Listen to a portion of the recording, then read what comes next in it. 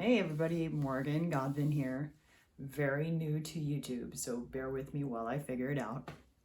Friendly reminder, Carrie Narcan could have saved each and every one of the friends that I have lost to opioid overdose, because opioid overdoses are completely preventable and reversible. Today, I want to talk to you about why I learned Spanish. Now, this is a question I get a lot. Es porque yo hablo español bastante bien. So they're always like, why, girl? Why do you speak Spanish like that? Let me tell you. Okay, so if you've watched any of my other videos, you may have seen that I went to federal prison for the overdose death of my friend Justin. The important distinction here is that I went to federal prison, because I'm from Oregon, okay? Now, the state of Oregon is one of the whitest states in the whole country. The city of Portland considers itself a bastion of diversity, tolerance, and inclusivity. It is not. It is one of the whitest cities in the country, okay? So the first time I was a racial minority was when I walked into a federal prison. Now, I'd spent 2 years in county jail before that, but county jail in Oregon, even our jails are majority white. Now, people of color are overrepresented, but white people still make up the majority. My very first experiences with Spanish was, 7th grade, middle school Spanish. And then I took Spanish throughout high school until I dropped out at the end of my junior year. Then when I was already addicted to heroin, I went back to school and took some Spanish classes at the community college. Now, I started working at McDonald's when I was 16, the Rockwood McDonald's. That is a very poor neighborhood of Gresham. And most of the employees were Mexican, were actually Mexican citizens, and many of them did not speak English. And so I would practice the high school Spanish I'd learned that day at work that night, and I thought it was really cool, and I got to relate to these people. And that was the first time, poof, my brain went chunk, because I'd heard these tropes about immigrants coming to take our jobs, right? But then I met these people, and they were just the most fun, honest, hardworking people. They were my coworkers. I got to know a little bit about them, their kids. And then one woman even told me the story of how she crossed, of how she walked through the desert for 3 days with her 2-year-old baby. I was 16 when I heard that story, and it never left me. And so I'd always sort of known to challenge narratives I heard in the media. And I like speaking Spanish, even though I was bad at it, right? So I kept taking it, took it in college. I went to college when I was addicted because I could take out student loans and get military benefits from Chapter 35 through my mom. So I was incentivized by my addiction to study, which is paradoxical, but true. I took Spanish, I got a C. I did my final report on narco corridos because I thought that they had a whole, narco trafficking song genre it just tickled me pink because I was secretly addicted to heroin at the time. But I did not speak Spanish, okay? So I sat in jail for 2 years, and I thought, when I finally get to prison, I'm going to get my bachelor's degree. There's going to be all these educational opportunities available to me, and I'm going to seize them all. That's not what happened. So there is no federal prison for women in Oregon. So they sent me to the nearest one, which was in the Bay Area of California.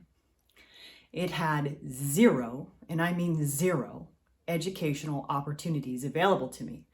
Women around me were able to do Coastline Community College through the Board of Governor waiver through the state of California.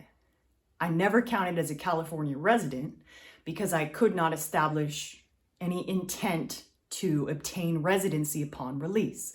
So I was ineligible for that. So I didn't get to go to college. So I was warehoused.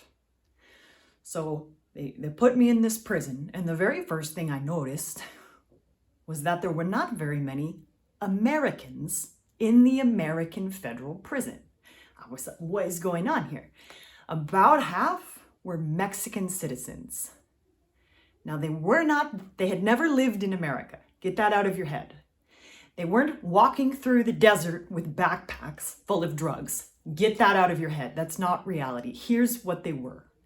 They were middle-class Mexican women who lived on the border towns who had tourist visas, who would cross to go to San Diego to go shopping or whatever. Nogales, another one.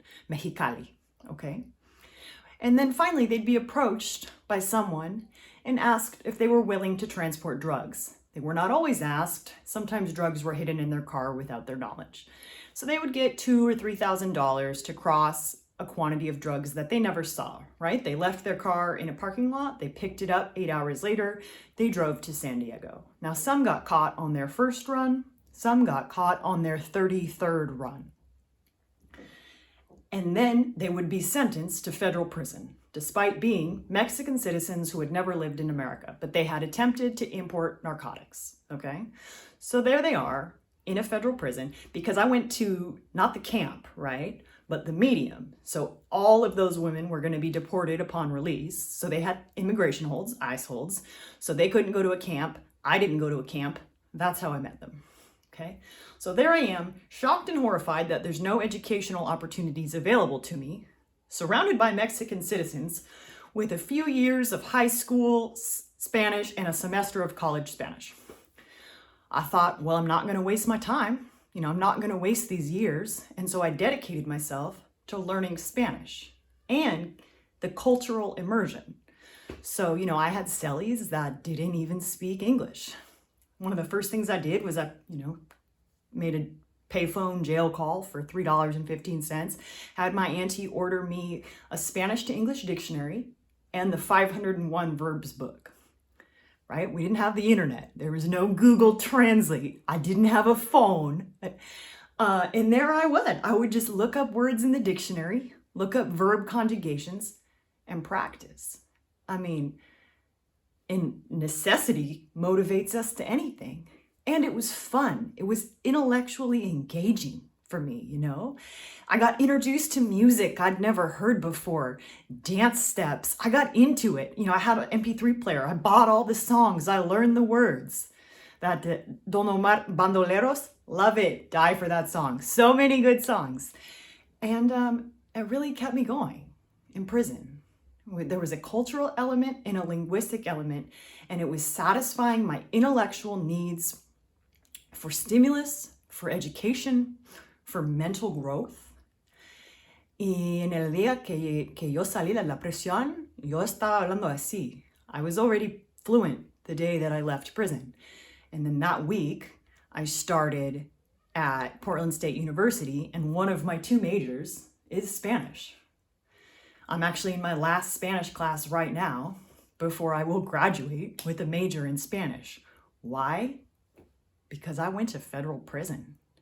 And I chose not to waste my time, even though the system didn't offer me anything, and I had to create it for myself. And I had the resources, right? I had people to send me books. I could buy an MP3 player. I could buy the headphones. I could buy the songs.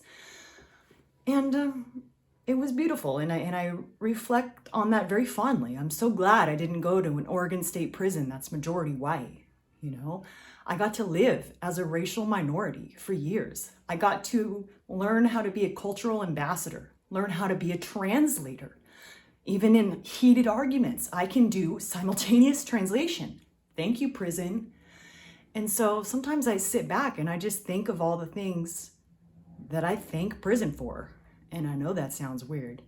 So I don't know. Tell me what else y'all want me to talk about.